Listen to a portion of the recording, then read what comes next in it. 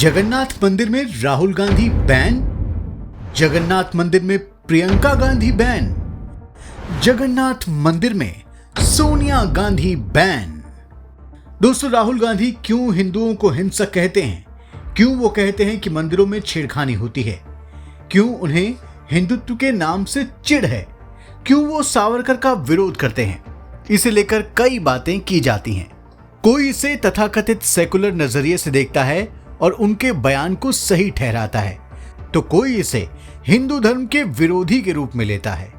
लेकिन पुरी के जगन्नाथ मंदिर के पुजारी और प्रशासन ने राहुल गांधी के बारे में जो कहा, उसे ही इस देश और संस्कृति का ऑफिशियल वर्जन माना जाना चाहिए। और जगन्नाथ मंदिर के इस ऑफिशियल वर्जन से लोग अच्छी तरह समझ सकते हैं कि राहुल गांधी अक्सर अपने बयानों और हरकतों से हिंदू धर्म के विरोधी क्यों नजर आते हैं। दोस्तों, जगन्नाथ मंदिर के पुजारियों के मुताबिक राहुल गांधी को जगन्नाथ मंदिर के अंदर प्रवेश नहीं मिल सकता है, क्योंकि वो हिंदू नहीं है।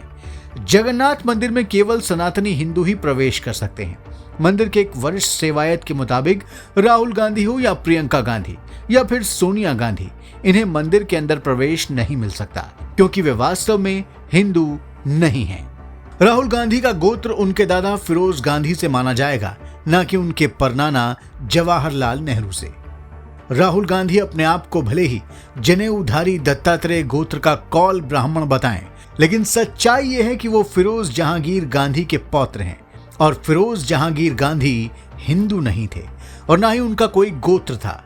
फिरोज गांधी पारसी धर्म को मानने वाले थे। इसी तरह प्रियंका गांधी भी हिंदू नहीं है, क्योंकि उनका धर्म और गोत्र उनके पति से माना जाएगा और प्रियंका के पति रॉबर्ट वाड्रा ईसाई हैं। इसी तरह सोनिया गांधी भी हिंदू नहीं है, क्योंकि उनका धर्म और गोत्र उनके पति राजीव गांधी से माना जाएगा और राजीव गांधी भी हिंदू नहीं है, क्योंकि उनका धर्म और गोत्र उनके नाना नेहरू से नहीं बल्कि पिता फिरोज गांधी से माना जाएगा, जो कि पारसी हैं। इसी तरह इंदिरा गांधी भी हिंदू नहीं है, क्योंकि उनका धर्म और गोत्र उनके पति फिरोज गांधी से माना जाएगा, न कि उनके पिता जवाहरलाल नेहरू से। इसलिए इंदिरा गांधी भी पारसी हैं। दोस्तों, इंदिरा गांधी को हिंदू नहीं मानने के कारण ही पुरी के जगन्नाथ मंदिर में उन्हें प्रवेश से रोक दिया गया था। ये घटना 1984 की है।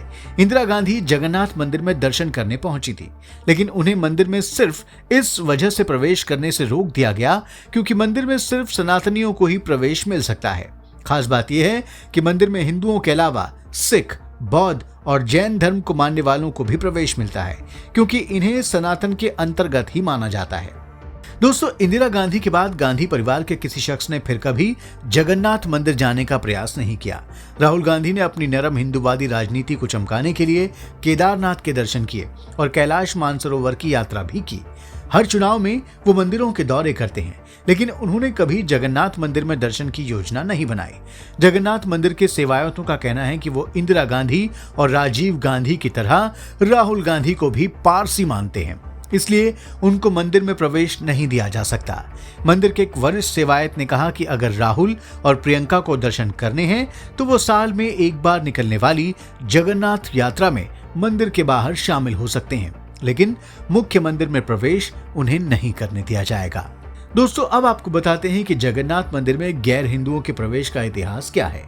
जगन्नाथ मंदिर के कुछ सेवायतों और विद्वानों का मानना है कि मंदिर में गैर हिंदुओं के प्रवेश को निषेध करने की सबसे बड़ी वजह मध्यकाल में मंदिर पर हुए हमले थे।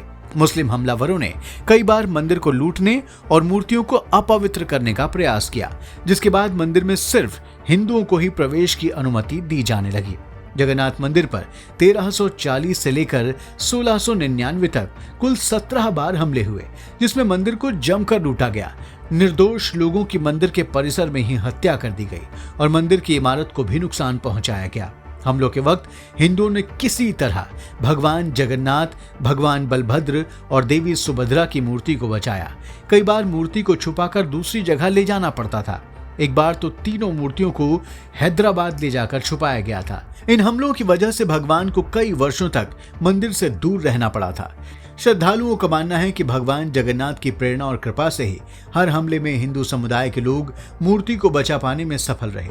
दोस्तों, हम लोग के अलावा मध्यकाल में कई गैर हिंदू लोग मंदिर में प्रवेश कर मूर्तियों को अपवित्र करने की कोशिशें भी करते थे। इन सब चीजों से दुखी होकर पुजारियों ने मंदिर में गैर हिंदुओं के प्रवेश पर प्रतिबंध लगा दिया। लेकिन कुछ पुजारियों और विद्वानों का मत हमले की थ्योरी से अलग है। उनका मानना है कि मंदिर निर्माण के समय से ही ये प्रथा चली आ रही है। ये प्रथा मध्यकाल में नहीं शुरू हुई, बल्कि ये तो सदियों से चल रही है। जगन्नाथ मंदिर में इस संबंध में नोटिस भी लगा है, जिसमें 5 भाषाओं में स्पष्ट रूप से लिखा है कि यहाँ सिर्फ और सिर्फ सनातन धर्म को मानने वाले लोग ही आ सकते हैं। गैर हिंदुओं के लिए यहाँ प्रवेश वर्जित है। 1984 में मंदिर के सेवादारों की ओर से तत्कालीन प्रधानमंत्री इंदिरा गांधी के प्रवेश का जमकर विरोध किया गया। इसका नतीजा ये हुआ कि मजबूरन उनको पास के रघुनंदन पुस्तकालय से पूजा अर्चना करनी पड़ी थी। नवंबर 2005 में थाईलैंड की राजकुमारी ओडिशा की पहली यात्रा पर थी, लेकिन उन्होंने मंदिर को बाहर से ही देखा था। इस मंदिर में विदेशियों के प्रवेश की अनुमति नहीं है। 2006 में स्विस महिला एलिजाबेथ जिगलर को प्रवेश नहीं मिला, क्योंकि वो एक ईसाई महिला थी, जबकि उनकी ओर से मंदिर को 1.78 करोड़ रुपए का दान भी दिया गया था। पिछले वर्ष एक मुस्लिम अफसर पर आरोप लगा था कि वो अपने पद का दुरुपयोग कर मंदिर में चली गईं, जिसके बाद काफी बवाल मचा था। दोस्तों, हिंदू मंदिरों में गैर हिंदुओं के प्रवेश को लेकर आप क्या सोचते हैं? कमेंट बॉक्स में जरूर बताएं। इस वीडियो को लाइक और शेयर करें और हमारे चैनल को भी सब्सक्राइब करें। और हाँ, नोटिफिकेशन के लिए बेल आइकन दबाना बिल्कुल ना भूलें। धन्यवाद। जय जगन्नाथ।